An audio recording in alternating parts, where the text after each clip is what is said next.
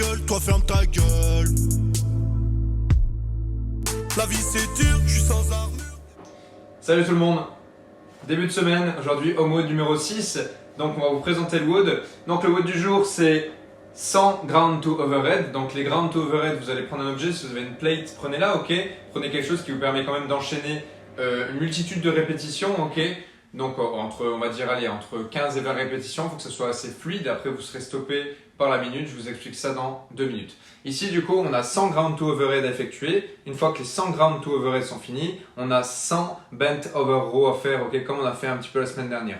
La particularité de ce WOD, c'est que toutes les minutes 20, vous devez vous arrêter pour faire 20 secondes de hollow rock. Okay, c'est un mouvement de gainage quand on est en position un peu de banane sur le dos qu'on va vous montrer juste après. Okay, donc vous démarrez par ça. Quand vous lancez votre timer, c'est 20 secondes de hollow rock. Dès que les 20 secondes sont faites, on passe et on attaque les ground to overhead. On en fait un maximum jusqu'à arriver à 1 minute 20. Et une fois que la minute 20 sonne, ou vous voyez la minute 20 sur votre timer, c'est reparti 20 secondes de hollow rock. Donc vous repartez donc de 1 minute 40 jusqu'à 2 minutes 40, vous avez un max à faire de ground to overhead. Une fois que les ground to overhead sont finis, un max de bent over row. Et ça, c'est le même système toutes les minutes 20. Si vous avez un timer qui bip, essayez de mettre un timer qui bip. Toutes les minutes 20, vous avez 20 secondes à faire donc de hollow rock. Okay, donc le bent over row, le ground to overhead, donc c'est ce mouvement-là, un départ, donc le dos bien droit, les fesses assez hautes, les pieds à plat, ok, avec le poids qui touche le sol. Vous redressez agressivement et vous verrouillez bien les bras au-dessus de la tête et les hanches au-dessus.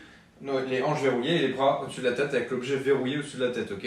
Pas en arrière, pas en avant, au-dessus de la tête, ok. On regarde une fois l'aérodynamique sur 2 répétitions. Essayez de garder l'objet proche de vous, de ne pas le laisser s'écarter. C'est pas un swing, ok.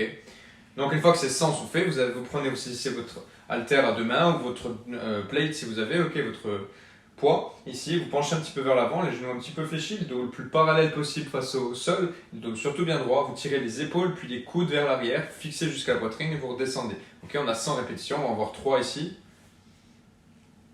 Ok, nickel, on voit que c'est initié par les épaules.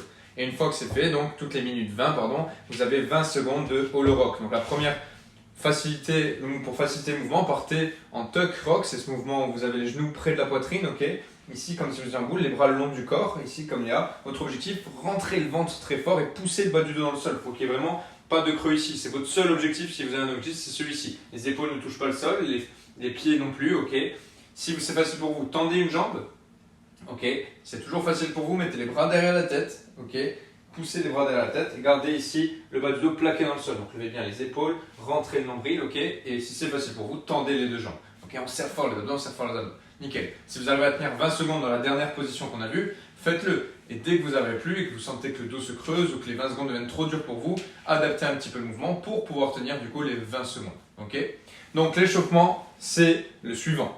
Ici, on a 2 tours à réaliser de 10 répétitions sur chaque mouvement. Premier mouvement, le deadlift, c'est un soulevé de terre, ok. L'halter part du sol, le dos bien droit, on sort la poitrine, ok. On pousse dans les jambes et on redresse l'objet. Une fois qu'on est tout en haut, ici, on va descendre sur 3 secondes en tempo. Donc, je pousse les fesses vers l'arrière, réfléchis un peu les jambes, le buste se penche sur 3 secondes. Je touche le sol, je repars une fois de plus. Je remonte à vitesse réelle et je redescends contrôlant 3 secondes. 10 répétitions. Puis après ça, 10 répétitions de camp squat. Donc, je le mets devant la poitrine, je sors la poitrine comme si j'avais fait un bent over row, ok. Ici, donc, essayez de mettre dans la même position qu'un bent over row. On sort la poitrine, on fléchit un peu les genoux. Ok, on se penche en good morning, donc on se penche comme un deadlift. On se redresse et on descend en squat. Puis on pousse dans les jambes, on ne fait pas le retour du camp squat, on pousse juste dans les jambes et on remonte. Okay, on en fait 10 également. Après ça, du coup, on aura 10 around head, donc 10 tours avec votre objet au-dessus de la tête. Restez bien gainé, les hanches ne bougent pas, la poitrine ne bouge pas. Il n'y a que les bras qui tournent 10 fois d'un côté et 10 fois de l'autre côté pour commencer à vous échauffer les bras, les épaules.